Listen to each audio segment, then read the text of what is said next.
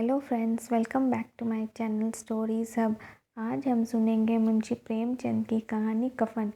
इस कहानी में स्त्री की दयनीय स्थिति पे प्रेमचंद जी द्वारा कलम चलाई गई है। इस कहानी के अनुसार नायिका जो गर्भवती थी उसकी मृत्यु हो जाती है। स्त्रियों के लिए यह स्थिति मात्र कहानी में नहीं है, बल्कि प्रेमचंद जी ने स्त्रियों की दयनीय स्थिति पर दृष्टि डाली है। एक स्त्री जिस तरह अपने पति के जीवन और उसके स्वास्थ्य के लिए अपना जीवन लगा देती है, उसी तरह कोई पुरुष अपनी पत्नी के लिए चिंता करे या उसकी सेवा करे, इसकी संभावना कम ही होती है। चलिए अब कहानी सुनते हैं। झोपड़े के द्वार पर बाप और बेटा दोनों एक बुझे हुए अलाव के पास और अंदर बेटे की जवान बीवी बुधिया प्रसव वेदना से पछाड़ खा रही थी। रह रहकर उसके मुंह से ऐसे दिल हिला देने वाली आवाज़ निकलती थी कि दोनों कलेजा थाम लेते थे। जाड़े की रात थी, प्रकृति सन्नाटे में डूबी हुई, सारा गांव अंधकार में लीन हो गया था। घीसू ने कहा, मालूम होता है बचेगी नहीं, सारा दिन दौड़ते ही गया, ज़रा देख तो आ। माधव चिढ़कर बोला, मरना ही है तो जल्दी क्यों नहीं मर जाती, देखकर क्या करूं। घीसू, तू तो बड़ा बेदर्द है बे, साल भर जिसके साथ सुख चैन से रहा उसी के साथ इतनी बेवफाई। माधव, तो मुझसे उसका तड़पना और हाथ पांव पटकना नहीं देखा जाता। चमारों का कुनबा था और सारे गांव में बदनाम। घीसू एक दिन काम करता तो 3 दिन आराम करता। माधव इतना कामचोर था कि आधे घंटे काम करता तो घंटे भर का चिलम पीता, इसलिए उन्हें कहीं मजदूरी नहीं मिलती थी। घर में मुट्ठी भर अनाज भी मौजूद हो तो उनके लिए काम न करने की कसम थी।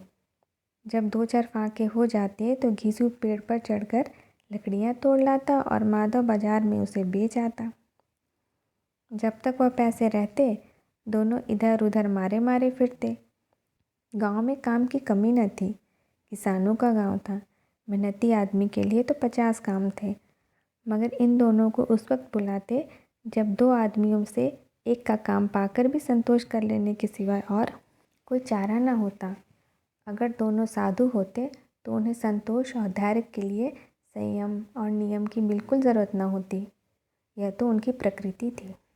विचित्र जीवन था उनका। घर में मिट्टी के 2-4 बर्तन के सिवाय और कोई संपत्ति नहीं थी। संसार की चिंताओं से मुक्त, कर्ज से लदे हुए, गालियाँ भी खाते, मार भी खाते, मगर कोई गम नहीं। इतने की वसूली की बिल्कुल आशा न होने पर भी लोग उन्हें कुछ न कुछ कर्ज दे देते थे। मटर आलू की फसल में दूसरों के खेतों से मटर या आलू उखाड़ लाते और भून भून कर खा लेते, या 10-5 ईखे उखाड़ लाते और रात को चूसते। घीसू ने इसी आकाशवृत्ति से 60 साल की उम्र काट दी। माधव भी सपूत बेटे की तरह बाप के ही पद चिन्हों पर चल रहा था, बल्कि उसका नाम और भी उजागर कर रहा था। उस वक्त भी दोनों अलाव के सामने बैठकर आलू भून रहे थे, जो कि किसी के खेत से खोद लाए थे। घीसू की स्त्री का तो बहुत दिन हुए देहांत हो गया था। माधव का ब्याह पिछले साल हुआ था। जब से यह औरत आई थी उसने इस खानदान में व्यवस्था की नींव डाल दी थी और इन 2 बेगैरतों का 2 गज भरती रहती थी। जब से वह आई थी यह दोनों और भी आराम तलब हो गए थे, बल्कि कुछ अकड़ने भी लगे थे। कोई कार्य करने को बुलाता तो निर्ब्याज भाव से दुगनी मजदूरी मांगते। वही औरत आज प्रसव वेदना से मर रही थी और यह दोनों शायद इसी इंतज़ार में थे कि वह मर जाए तो आराम से सोएं। घीसू ने आलू छिलते हुए कहा, जाकर देख तो आ क्या दशा है उसकी, चुड़ैल का फिसाद होगा और क्या, यहाँ तो ओझा भी 1 रुपया मांगता है। माधव को भय था कि वह कोठरी में गया तो घीसू आलू का एक बड़ा भाग साफ कर देगा। बोला, मुझे वहाँ जाते डर लगता है। डर किस बात का है, मैं तो यहाँ हूँ ही, तो तुम ही जाकर देखो ना। घीसू बोला, मेरी औरत जब मरी थी तो मैं 3 दिन तक उसके पास से हिला तक नहीं था, और फिर मुझसे लजाएगी कि नहीं। जिसका कभी मुंह नहीं देखा आज उसका उधड़ा हुआ बदन देखो, उसे तन की भी तो सूध ना होगी। मुझे देख लेगी तो खुलकर हाथ पांव भी न पटक सकेगी। मैं सोचता हूँ कोई बाल बच्चा हुआ तो क्या होगा, सोंठ गुड़ तेल कुछ भी तो नहीं है घर में, सब कुछ आ जाएगा, भगवान दे तो जो लोग अभी एक पैसा नहीं दे रहे हैं वो भी कल बुलाकर रुपए देंगे। मेरे 9 लड़के हुए, घर में कभी कुछ ना था, भगवान ने किसी तरह बेड़ा पार लगा दिया। जिस समाज में रात दिन मेहनत करने वालों की हालत उनकी हालत से कुछ अच्छी न थी। दोनों आलू निकाल निकाल कर जलते जलते खाने लगे। कल से कुछ नहीं खाया, इतना सब्र न था कि उन्हें ठंडा हो जाने दे। कई बार दोनों की ज़बान जल गई। छिल जाने पर आलू का बाहरी हिस्सा बहुत ज़्यादा गर्म न मालूम होता, लेकिन दांतों के तले पड़ते ही अंदर का हिस्सा ज़बान, हलक और तालू जला देता था। और उस अंगारे को मुंह में रखने से ज़्यादा खैरियत तो इसी में थी कि वह अंदर पहुंच जाए। वहाँ उसे ठंडा करने के लिए काफ़ी सामान था, इसलिए दोनों जल्दी जल्दी निकल जाते। हालांकि इस कोशिश में उनकी आंखों से आंसू निकल आते। घीसू को उस वक्त ठाकुर की बारात याद आई जिसमें 20 साल पहले वह गया था। उस दावत में उसे जो तृप्ति मिली थी वो उसके जीवन में एक याद रखने लायक बात थी और आज भी उसकी याद ताज़ा थी। बोला, वह भोज नहीं भूलता। तब से फिर उस तरह का खाना और भरपेट नहीं मिला। लड़की वालों ने सबको भरपेट पूड़ियाँ खिलाई थी। छोटे बड़े सबने पूड़ियाँ खाई और असली घी की चटनी, रायता, 3 तरह के सूखे साग, एक रसेदार तरकारी, दही, चटनी, मिठाई। अब क्या बताऊं कि उस भोग में क्या क्या स्वाद मिला। कोई रोक टोक नहीं, जो चीज़ चाहे मांगो, जितना चाहे खाओ। लोगों ने ऐसा खाया कि किसी से पानी न पिया गया। मगर परोसने वाले हैं कि पत्तल में गरम गरम गोल गोल सुवासित कचौड़ियाँ डाल देते।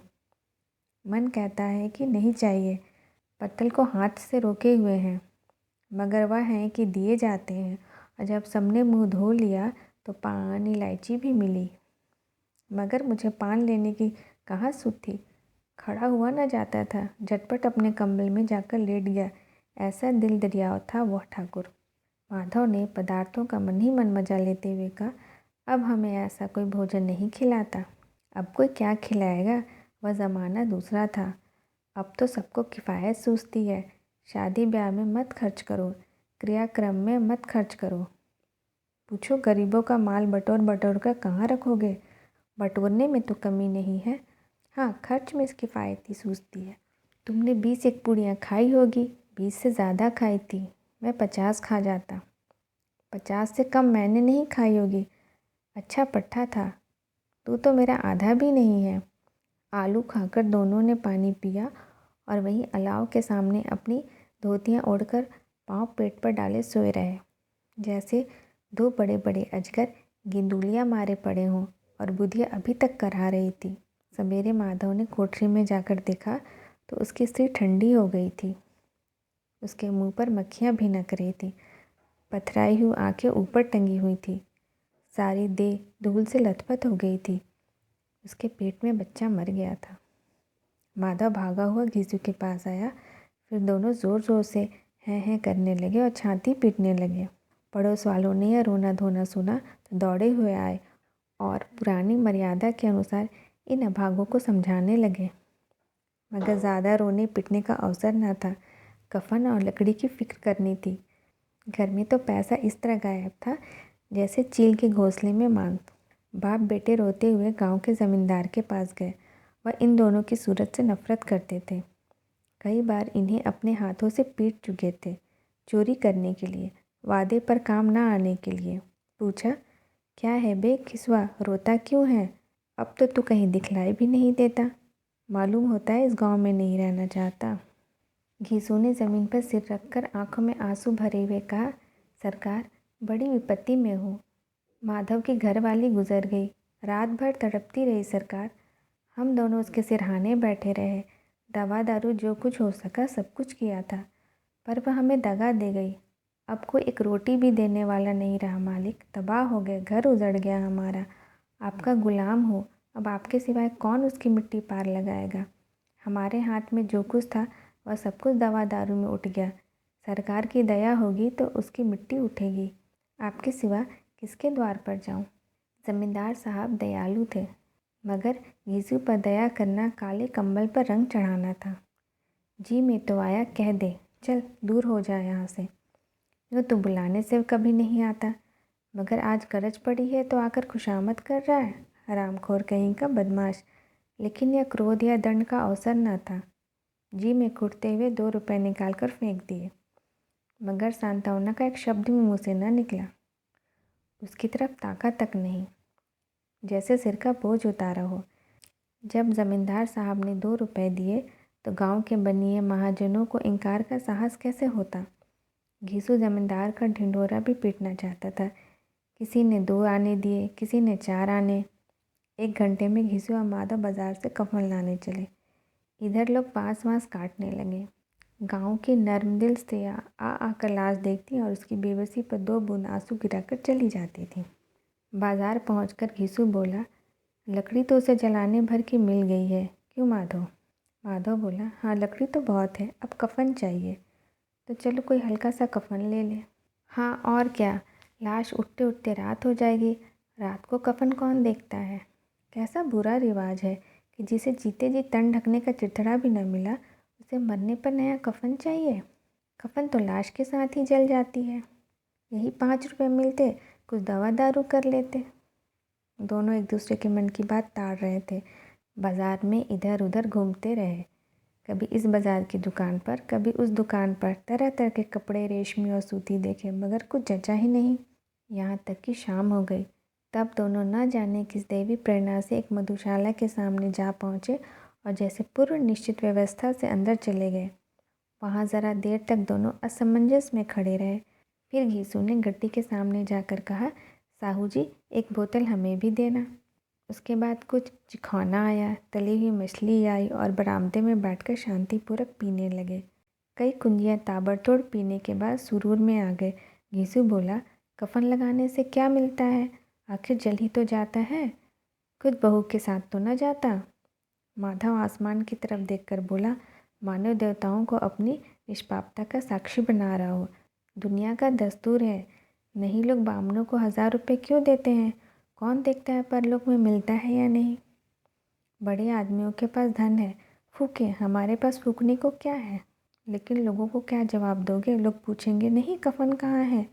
घीसू बोला, अभी कह देंगे कि रुपए कमर से खिसक गए, बहुत ढूंढा मिले नहीं। लोगों को विश्वास नहीं आएगा, लेकिन फिर वही रुपए देंगे। माधव भी हंसा। इन अनपेक्षित सौभाग्य पर बोला, बड़ी अच्छी थी बेचारी, मरी तो खूब खिला पिलाकर। श्रद्धालुता का यह रंग तुरंत ही बदल गया। अस्थिरता नशे की खासियत है। दुख और निराशा का दौरा हुआ। माधव बोला, मगर दादा, बेचारी ने ज़िंदगी में बड़ा दुख भोगा है, कितना दुख झेल कर मरी। वह आंखों पर हाथ रखकर रोने लगा, चीखें मार मार कर। घीसू ने समझाया, क्यों रोता है बेटा, खुश हो कि वह माया जाल से मुक्त हो गई, जंजाल से छूट गई। बड़ी भाग्यवान थी, इतनी जल्द मोह माया का बंधन तोड़ दिया। और दोनों खड़े होकर गाने लगे। पियकड़ों की आंखें इनकी ओर लगी हुई थी और वे दोनों अपने दिल में मस्त गाए जाते थे। फिर दोनों नाचने लगे, उछले भी, कूदे भी, गिरे भी, मटके भी, भाव भी बनाए, अभिनय भी किए और आखिर नशे में मदमस्त होकर वहीं गिर पड़े। If you like this story, please like, share and subscribe my channel. Thank you.